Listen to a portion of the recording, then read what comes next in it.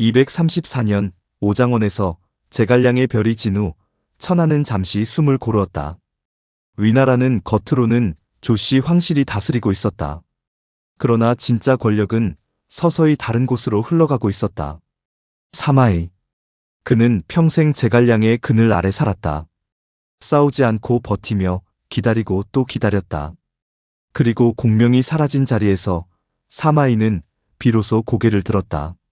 조씨 황실은 어렸고 신하들은 분열했다. 사마이의 눈에 낙양의 궁궐이 들어왔다. 영웅의 시대가 끝난 자리에 새로운 야망이 싹트고 있었다. 249년 정월, 황제 조방이 선왕의 능인 고평릉으로 제사를 떠난 날, 사마이는 움직였다. 새벽이 오기 전 그의 군대는 조용히 낙양의 성문을 장악했다. 실권자 조상은 황제 곁에 있었다. 성 밖에 고립된 셈이었다. 사마이는 태우에게 상소를 올렸다. 조상이 나라를 어지럽혔으니 그 권한을 거두어 달라고. 조상의 참모들은 싸울 것을 권했다. 그러나 조상은 결국 무릎을 꿇었다. 사마이는 약속했다. 목숨만은 살려주겠다고. 그 약속은 지켜지지 않았다. 조상 일가는 모두 처형되었다. 고평릉 사변 위나라의 권력은 그날로 사마씨의 손에 넘어갔다. 사마이의 권력 장악에 모두가 굴복한 것은 아니었다. 251년 위나라 장수 왕릉이 들고 일어났다. 조씨 황실을 지키겠다는 명분이었다. 그는 오나라와 손을 잡으려 했고 사마이를 몰아낼 군사를 모았다. 그러나 사마이는 노쇠한 몸을 이끌고 직접 출전했다. 왕릉의 군사들은 사마이의 대군 앞에 흔들렸다. 사마이는 또다시 약속했다. 항복하면 살려주겠다고. 왕릉은 믿었다. 그리고 또다시 배신당했다. 반란은 진압되었고 왕릉은 스스로 목숨을 끊었다. 그해 가을, 사마이도 세상을 떠났다. 그러나 그가 심어놓은 씨앗은 이미 깊이 뿌리를 내리고 있었다. 사마이의 뒤를 이은 것은 두 아들이었다. 장남 사마사는 아버지보다 더 냉혹했다. 황제가 마음에 들지 않으면 폐위시켰다. 신하가 반기를 들면 가차없이 처형했다. 그러나 사마사는 오래 살지 못했다. 권좌에 오른 지 몇 해 만에 병으로 쓰러졌다. 뒤를 이은 것은 동생 사마소였다. 사마소는 더 대담했다. 황제를 허수아비로 만들고 자신이 모든 것을 결정했다. 당시 사람들은 말했다. 사마소의 마음은 길 가는 사람도 다 안다고. 위나라 황실은 이름만 남아 있었다. 진짜 왕조는 이미 바뀌어 있었다. 황제 조모는 참을 수 없었다. 명목뿐인 황제 자리, 모든 것을 사마소가 결정하는 현실. 260년 조모는 직접 칼을 들었다. 신하 몇 명을 이끌고 사마소를 치러 나섰다. 황제가 직접 칼을 드는 일은 전례가 없었다. 그러나 사마소의 부하들은 주저하지 않았다. 황제는 창에 찔려 그 자리에서 쓰러졌다. 황제를 시해한 것이었다. 천하가 경악했다. 사마소는 형식적으로 부하를 처벌했다. 그리고 새 황제를 세웠다. 조씨의 황혼이었다. 조조가 평생 손에 쥐고 놓지 않았던 그 권력이 이제 완전히 다른 손으로 넘어가고 있었다. 제갈량이 떠난 후 강유는 오래도록 오장원의 하늘을 바라보았다. 스승은 갔다. 그러나 뜻은 남아있었다. 한실 부흥, 중원 회복. 강유는 그 말을 가슴에 새겼다. 위나라 출신이었던 그가 촉한에 귀순한 것은 제갈량 때문이었다. 스승이 알아봐 주었고 스승이 가르쳐 주었다. 그 은혜를 갚을 방법은 하나뿐이었다. 북벌을 계속하는 것. 강유는 말에 올랐다. 스승이 걷다 멈춘 그 길을 자신이 끝까지 걸어가리라 다짐했다.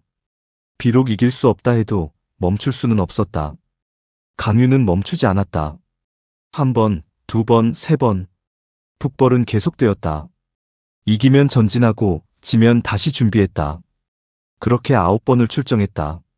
그러나 촉하는 작은 나라였다. 병사는 줄어들었고 군량은 바닥을 드러냈다. 백성들은 지쳐갔다. 조정의 신하들은 수군거렸다. 강유 장군은 언제까지 전쟁을 할 작정인가? 강유는 알고 있었다. 이 전쟁이 이길 수 없는 싸움일지도 모른다는 것을. 그러나 멈추는 순간 스승의 뜻도 함께 사라진다는 것도. 강유의 북벌은 전략이 아니었다. 그것은 약속이었다. 위나라는 강유에 맞설 장수를 보냈다. 등에였다. 말을 더듬는 장수였지만 전략만큼은 누구보다 뛰어났다. 강유가 치면 등해가 막았다. 강유가 우회하면 등해가 먼저 기다렸다. 두 사람의 싸움은 천하의 구경거리였다. 번번이 맞붙었지만 어느 쪽도 결정적 승리를 거두지 못했다. 강유는 등해를 인정했다. 저자가 없었다면 중원은 이미 우리 것이었을 것이다. 등해 역시 강유를 두려워했다. 강유가 없었다면 촉하는 진작 무너졌을 것이다. 두 영웅은 서로를 알아보면서도 끝내 칼을 거두지 않았다. 강유가 전장에서 피를 흘리는 동안 성도에서는 다른 싸움이 벌어지고 있었다. 환관 황후가 황제 유선의 곁을 파고들었다. 황후는 강유를 싫어했다. 강유가 강해질수록 자신의 권력이 줄어들기 때문이었다. 그는 유선에게 속삭였다. 강유 장군은 전쟁만 좋아하고 백성은 돌보지 않습니다. 유선은 놀이와 향락에 빠져 있었다. 북벌의 군량은 제때 오지 않았다. 지원병도 끊겼다. 강유는 전장에서 이기고도 성도의 벽에 막혀 물러서야 했다. 나라를 무너뜨리는 것은 언제나 밖의 적이 아니라 안의 썩음이었다. 263년 위나라 대군이 세 방향으로 촉한을 향해 쳐들어왔다. 강유는 검각으로 달려가 요새를 지켰다.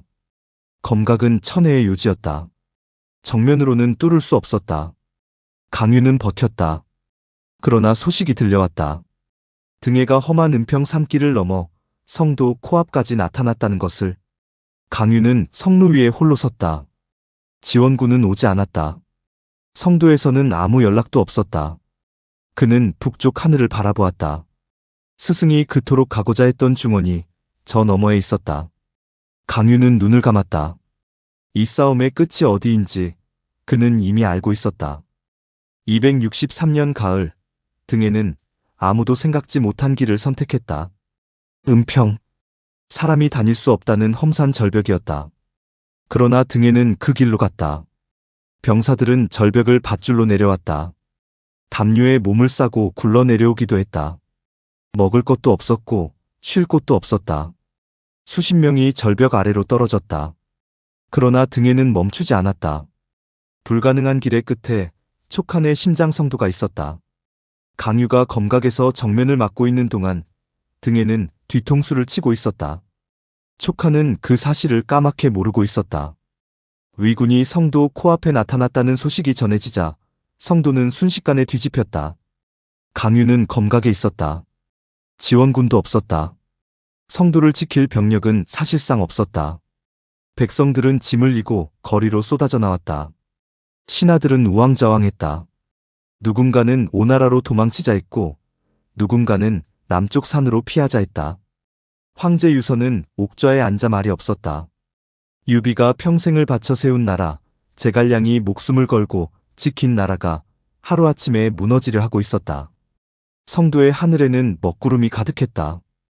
263년 겨울, 유선은 결단을 내렸다. 싸움이 아니었다. 항복이었다. 그는 스스로 몸을 결박하고 관을 들었다. 신하들을 거느리고 성문을 열었다. 등해 앞에 무릎을 꿇었다.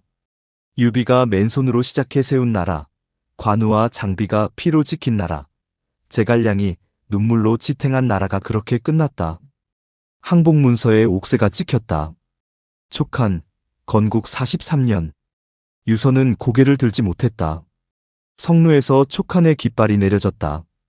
그 자리에 위나라의 깃발이 올라갔다. 유비의 꿈이 소리 없이 땅에 떨어졌다. 검각의 강유에게 소식이 전해졌다. 성도가 함락되었다. 황제가 항복했다. 강유는 한동안 아무 말도 하지 못했다. 그러다 갑자기 칼을 뽑아 바위를 내리쳤다. 쨍강 소리가 산을 울렸다. 병사들이 고개를 숙이고 흐느꼈다. 강유는 하늘을 향해 소리쳤다. 하늘이여, 내 계책이 부족함이 아니오. 때가 우리 편이 아니었소. 그는 다시 칼을 들었다. 이번엔 내리치지 않았다. 천천히 칼집에 꽂았다. 눈물이 갑옷을 적셨다. 스승의 뜻을 끝까지 지키지 못했다. 그 생각이 칼보다 날카롭게 그의 가슴을 찔렀다. 촉하는 그렇게 역사 속으로 사라졌다. 221년 유비가 황제를 칭한 지 43년 만이었다. 관우가 목숨을 바쳐 지키려 했던 나라. 장비가 울부짖으며 따랐던 형님의 꿈. 제갈량이 6번 출사하며 지탱했던 한실의 이름. 강유가 9번 북벌하며 놓지 않았던 마지막 희망. 그 모든 것이 263년 겨울 성도의 성문이 열리는 순간 함께 끝났다. 텅 빈 대전에는 바람만 불었다. 옥자는 차가웠다. 그러나 역사는 기억한다. 그 작은 나라가 끝까지 포기하지 않았다는 것을. 그것만으로도 촉하는 영원히 살아있었다. 검각의 강유에게 소식이 전해졌다. 성도가 함락되었다. 황제가 항복했다. 강유는 한동안 아무 말도 하지 못했다. 그러다 갑자기 칼을 뽑아 바위를 내리쳤다. 쨍강 소리가 산을 울렸다. 병사들이 고개를 숙이고 흐느꼈다. 강유는 하늘을 향해 소리쳤다. 하늘이여, 내 계책이 부족함이 아니오. 때가 우리 편이 아니었소. 그는 다시 칼을 들었다. 이번엔 내리치지 않았다. 천천히 칼집에 꽂았다. 눈물이 갑옷을 적셨다. 스승의 뜻을 끝까지 지키지 못했다. 그 생각이 칼보다 날카롭게 그의 가슴을 찔렀다. 280년 사마염은 옥좌에 앉았다. 손호가 항복했다. 오나라가 무너졌다. 천하가 하나로 합쳐졌다. 진나라의 문무백관이 일제히 머리를 조아렸다. 만세 소리가 대전을 울렸다. 100년 가까운 난세가 끝나는 순간이었다. 황건적의 난으로 시작된 혼란, 조조와 유비와 손권이 천하를 나눠 가졌던 시대, 수많은 영웅들이 피를 흘리며 싸웠던 그 긴 세월이 마침내 끝났다. 사마염은 잠시 눈을 감았다. 할아버지 사마이가 제갈량 앞에서 버티던 날부터 이 순간까지 삼국의 시대는 그렇게 역사 속으로 사라졌다. 280년 사마염은 옥좌에 앉았다. 손호가 항복했다. 오나라가 무너졌다. 천하가 하나로 합쳐졌다. 진나라의 문무백관이 일제히 머리를 조아렸다. 만세 소리가 대전을 울렸다. 100년 가까운 난세가 끝나는 순간이었다.